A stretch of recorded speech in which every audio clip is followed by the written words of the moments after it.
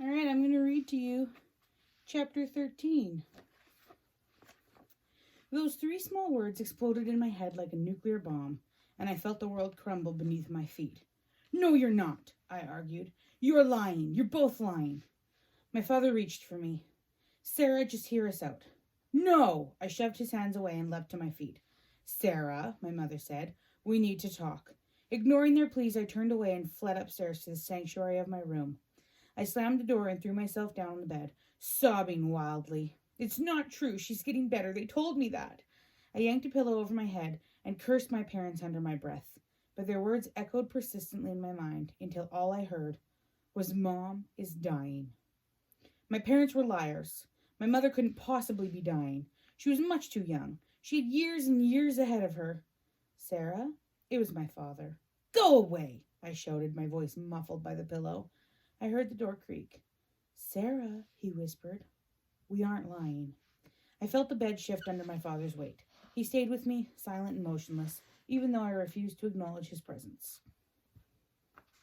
5 minutes ticked by, then 5 more. I sniffled back my tears, exhausted, numb. I tossed the pillow to the floor and rolled over on my side, noting the redness in my father's eyes. He'd been crying. My father rarely ever cried. This is a very difficult time for Mom, he said, his bottom lip quivering. For all of us. Right now, she needs your love and support. Is she really dying? I sobbed. Yes, honey, she is. He reached for my hand. With a hoarse voice filled with raw emotion, he explained that my mother was given a life expectancy of 2 or 3 years, and that was 2 years ago. Mom's condition has rapidly declined, and the doctors don't know what to do. My eyes burned. There has to be something they can do. They don't know enough about PPH, and they're only talking now about possible heart or lung transplants. But that's so far off into the future. But what about medicine? I sobbed. Or an operation? He shook his head.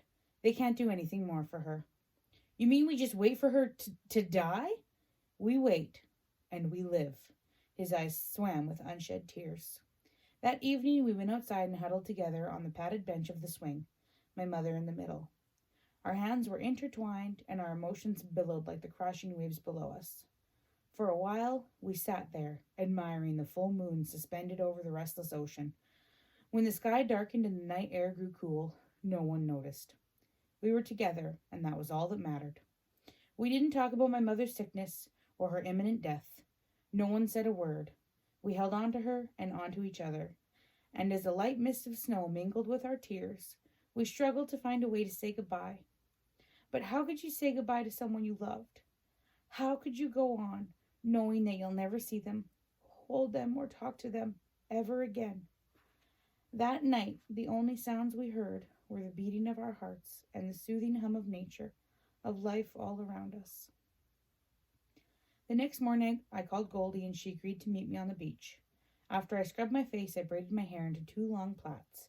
Then I grabbed a warm sweater, darted outside, and ran toward the rocky path to the beach, half tripping over driftwood and seaweed. When I rounded the bend, I saw my friend standing by the small dock. She was skipping stones like my father had taught her. So, she said without looking at me, what's up? She always sensed when something was bothering me. She told me once that she could feel it in her warrior blood. My throat constricted and I couldn't get the words out. It's your mom, isn't it? She asked gravely. I nodded. How did you know? She looked at her sneakers, leaned down, and tied one of the laces. I overheard Nana talking to my dad, she said. She had a vision about bad spirits hovering over your mother. I didn't know how to respond to her statement, so I told her the only thing I could. The truth. My mom's dying. As soon as the words were out of my mouth, I broke down. My chest ached as racking sobs engulfed me. My mom's going to die, Goldie. Her arms flew around me in a death grip. She murmured words of comfort, and she cried with me, cried for me, and shared my pain. Who would have ever guessed that a dark-skinned Indian girl from Canada and a white girl from the States would have such a strong connection? I thanked God and the Great Spirit for bringing her to me. Goldie stayed by my side the entire week. When her parents announced that they were taking a trip to see some relatives in Alberta, my heart sunk. But Goldie and Nana decided to remain behind. On the evening of the Dixons' departure, I had a terrifying nightmare. I dreamt that I was running through the woods, lost and alone, my hands covered in blood. I awoke, gasping for air, and sat upright in the dark. Fumbling for the light, I turned on the lamp and stared at my hands. I breathed a ragged sigh of relief. No blood. Restless and unable to sleep, I started downstairs for a glass of milk, but my parents were in the living room. They were arguing. I paused and hid in the shadows. I'm running out of time, my mother said. Decisions have to be made. A groan. You know I can't promise you that. But this is what I want. Danny, promise me, Jack. In the silence that followed, I tiptoed midway down the spiral staircase and peered over the side. Scented candles flickered on the mantel, lighting the distraught faces of my parents. Sitting down on a cold metal step, I held my breath and watched them. We should let the doctors handle things, my father said. They know what's right. They believe. It doesn't matter what they believe, my mother interrupted. They're surprised I've made it this long, considering the shape of my heart and lungs. Do you realize how expensive it would be to keep me on a respirator? He bolted from his chair. The expense doesn't matter, Danny. Of course it does, she said, reaching for him. You and I both know that they might have no other choice but to put me on life support. I could be there for years, and that would take all of our savings, and Sarah's college money too. My father leaned forward, moaning in despair. Jack, look at me, my mother begged. I can't paint. I can't dance. I can barely walk from here to our bedroom. She doubled over in a fit of coughing. I gripped the stair rail and quietly rose to my feet. I wanted to escape. I didn't want to hear any more, but my mother's pleading voice drifted up to me. You have to promise me, Jack. I know what I'm asking you to do is morally wrong, but sometimes you have to do what's wrong to make things right. I can't do that, my father argued. I can't do what you're asking me to do. You know that. I started back upstairs. Unable to resist, I looked back at them. They stood near the window, hugging each other and staring into one another's eyes. Even from the top of the stairs, I felt their love and their anguish. We're only prolonging the inevitable, my mother said with a sob. I can't bear for you or Sarah to see me lying there like a vegetable. If the doctors don't take me off life support, then you have to. Promise me. I crept up the last two steps, and ran back into my room, the glass of milk and my nightmare forgotten. As I drifted into a troubled sleep, I had one last thought. I hadn't heard my father's answer. The next morning, I hurried off to school, carrying the Romeo and Juliet poster I had designed for Mrs. Mikowski. When I gave it to her, she praised me for my effort. Years later, I thought of that poster and how ironic it was that our school had chosen a play about tragic love, betrayal, suicide, and death.